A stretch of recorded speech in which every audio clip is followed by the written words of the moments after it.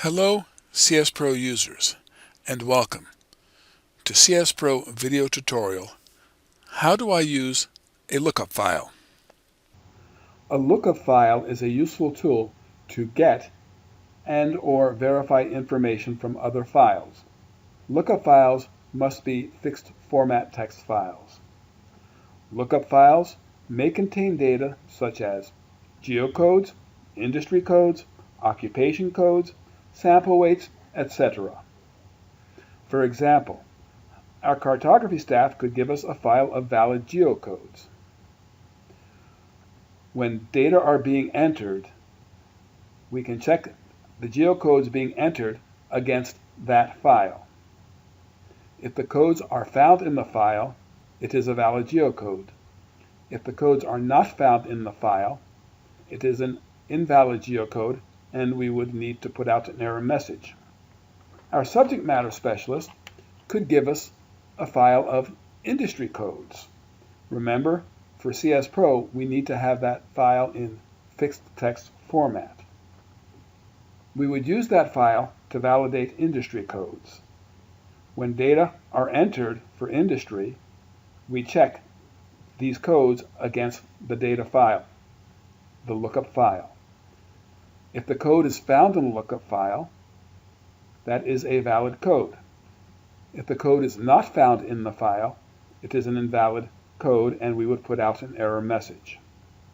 We will now use an external file as a lookup file to verify a 4-digit occupation code. We often use the term lookup file when using external files in CS Pro because the most common use for an external file is to look up information in a reference file. That is, a file containing reference data which is not part of our input data file. This example uses CAPI.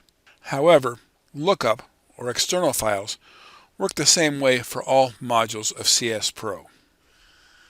To use this file as an external file, we will need to create a CS Pro data dictionary that describes the data in the file.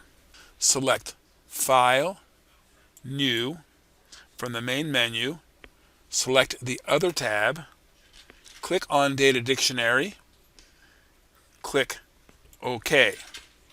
CS Pro will ask for the new dictionary name. Navigate to the folder containing your application and enter a name for your dictionary. I will give the dictionary the name ISCO-08. Click on Save, and CS Pro creates our dictionary template. We modify this template so the dictionary describes the occupation code file by first clicking on the plus to expand the dictionary tree so we can see all the items, right-clicking on the ID item, ISCO_08 ID, and selecting Modify Item, changing the item label ISCO-08 to Occupation Code.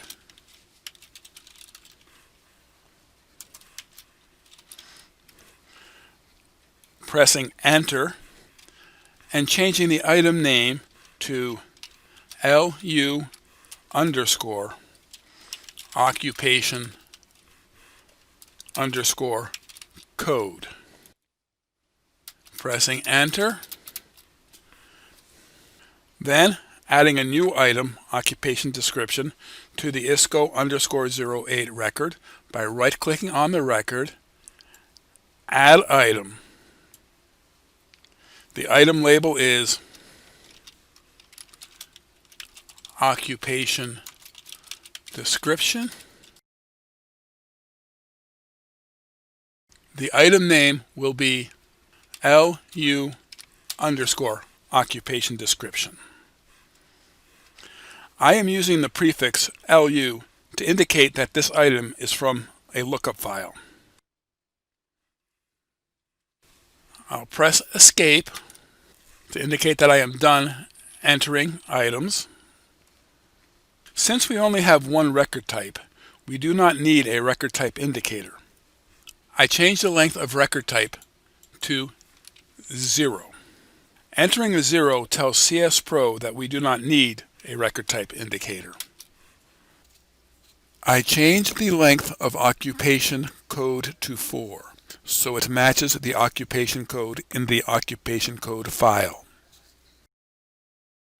I change the length of occupation description to 80 and the data type to alpha, so it matches the data in the occupation code file. When these changes are complete, this is how the occupation code data dictionary ISCO-08.dcf should look. Let's compare the dictionary with the file. Occupation code is a 4-digit numeric item. Occupation description is an 80-character alpha item. Now that we have the dictionary for our lookup file, we will add occupation to our myCAPI data dictionary. Remember, we are adding the occupation code to the myCAPI example application. In our logic, we will check to see if the occupation code is valid. That is it in the lookup file? If it is, our application will issue a message with the occupation description. If the occupation code is not found in the occupation code file, our application will issue a message stating that the occupation code was not found in the occupation code file. The message will include the occupation code and the path and name of the occupation code file. We will now add the code to the myCAPI application to check occupation. Open the myCAPI data entry application. Go to the dictionary panel by either clicking on the dictionary button on the toolbar or clicking on the dictionary tab at the bottom of the dictionary tree. I will add occupation to the person record. Right-click on person record, add item, and add the item label of occupation. I will accept the default item name of occupation. In this case, our occupation codes are 4 digits, so I will need to make the length 4. I will accept the defaults on the remaining attributes. I am done adding occupation. Press Escape. Switch to Forms by clicking on the Forms button. Add occupation to the form by dragging occupation from the dictionary tree to the form. We now add the occupation coded dictionary to our application. If you are not already at the dictionary tab, go to the dictionary tab by clicking on the tab at the bottom of the tree.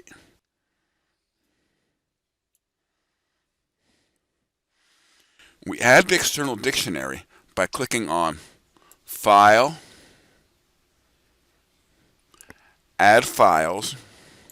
This brings up the dialog box to enter the name of the file. Note that it is important to use Add Files rather than Open. Add Files adds the dictionary file as an external file. Open does not. Navigate to the application folder. Select the external dictionary. Verify the dictionary name, and if it is OK, click OK. CS Pro adds the dictionary to the application as an external file.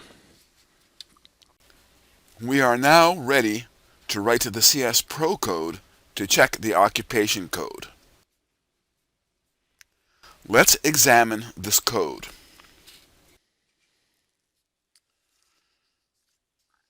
The code is in the post-proc of occupation, since the check has to be done after occupation is entered. The occupation item contains the occupation code that has been entered.